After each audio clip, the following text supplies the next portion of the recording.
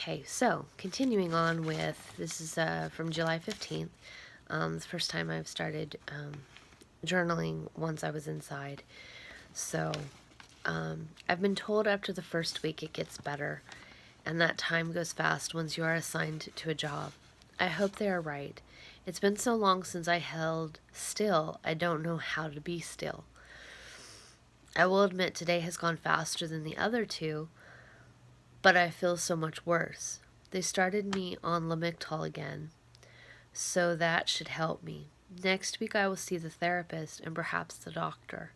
Tomorrow I get clothes and out of this god awful dress. Oh my god, that dress. I hated that dress. Oh my god. So when you come in, there is a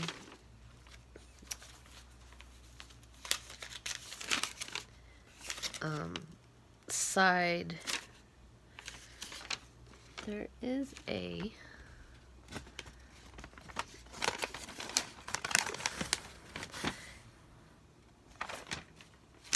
okay, so apparently I've lost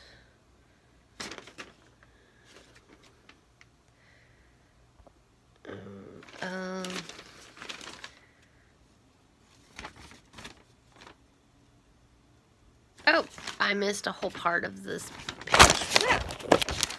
That was not very good. Okay, so when you come in, there is a very nice lady guard who takes down your information. She wasn't scary. In fact, she was sweet and adorable. She was very nice.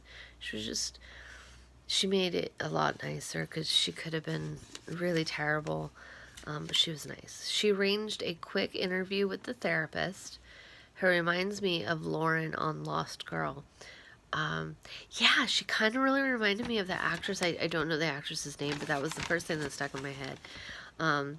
I met with the nurse and the unit counselor, Mr. Clark. He is very serious seeming.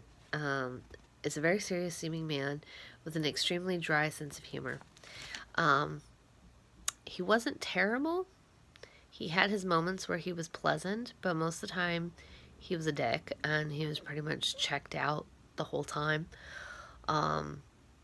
But he was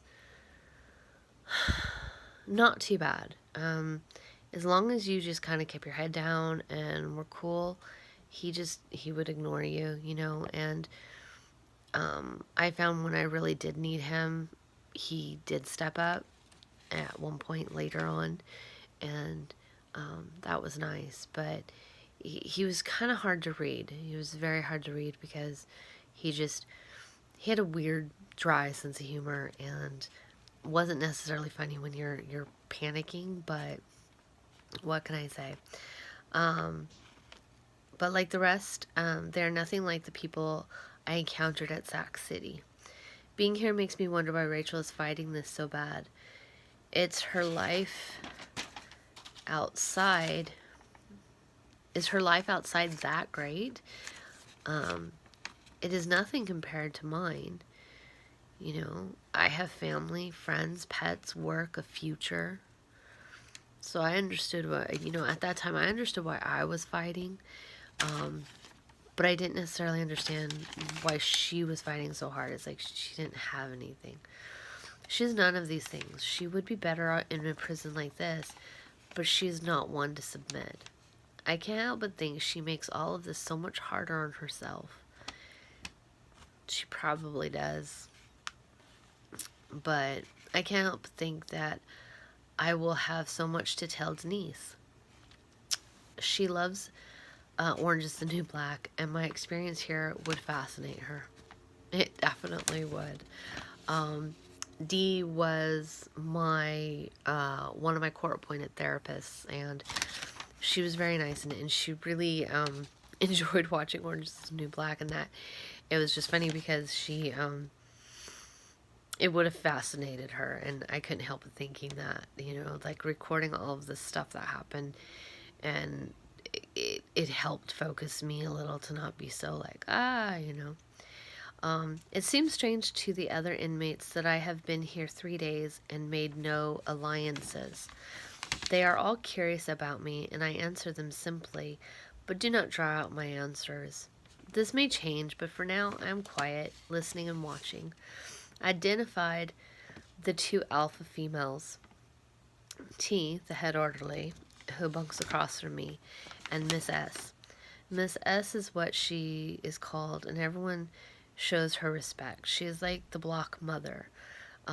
She is the one who made sure each newbie, an A&O, is shown around and given what they need to get settled in. Anyway, after getting processed by medical, the therapist, and Mr. C, who looked up from the paper and calmly said, "So you're here 11 years, right?" My face, I'm sure, was priceless as I said, "What?" Because, I mean, he's looking at my paperwork, and I'm, like, trying to stay calm and be calm, and he's like, "So you're here for 11 years?" And I'm just like, "What?" I'm like, "What?" Like, oh my God. And he goes, still straight-faced, "What did they say you were getting? Like, what? You didn't think you were getting 11 years?"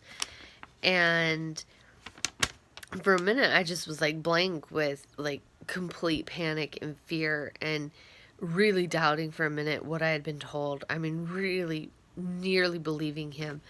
And the sheer terror that I would be locked away for 11 years made, I mean, I just went cold inside. It was only then, in that split second of time of fear, for fear to claw at me, that I realized he was joking, and I was able to smile weakly at him. I was like, funny, not funny. Seriously, not a funny joke. I mean, that was fucked up. But I was like, you know, oh my God. I was like, oh my God, this is such a nightmare. It's such a nightmare. But yeah, he was joking, and he's like, no, whatever. I'm like, funny. They took my DNA, and the guard at the front took my fingerprints. Then while the lady up there watched, I undressed and packed up my clothes to be sent in the mail back home to Kanan and Lily. I now know I will have to have them send me release clothes, but that is at a faraway date. This writing is helping with the boredom and loss of control, much as it did when I was a child. Reflecting, speaking my thoughts through paper and ink gives me a sense of separation and grounds my fear. It makes me face those fears, give voice to them, pull them out of my head so they don't keep springing around screaming in there. Hopefully it will help with the nightmares. After I was undressed and she did a body search, no touching on her part, and but you do the squat and cough thing. You definitely do that. And I was then able to dress in an oversized green t-shirt. It was very large, and a hideous green jumper dress that makes me look like I'm a 6-year-old and should have berets in my hair. Oh, seriously, it's just it just square, like triangle, horrible. Absolutely hate the dress. Makes it so obvious that I am new. Makes me stand out, and being a dress makes me feel vulnerable. Yesterday the ladies found me some clothes to wear after hours, and so like once work hours are over, and to sleep in, so that made me feel more like me. Today I am again wearing this dress because I must between 7:30 a.m. and 4:30 p.m. You have to be in uniform, and that is my uniform until I get new clothes. But tomorrow I can go to laundry at 6:15 and get my uniform and be able to get rid of this dress. Oh my God, I hated that dress. It was so terrible. After I was changed into the dress, I was escorted around by one of the girls. She showed me where everything was, and then I was given an empty bunk. Alright, end of video 2 and on to video 3.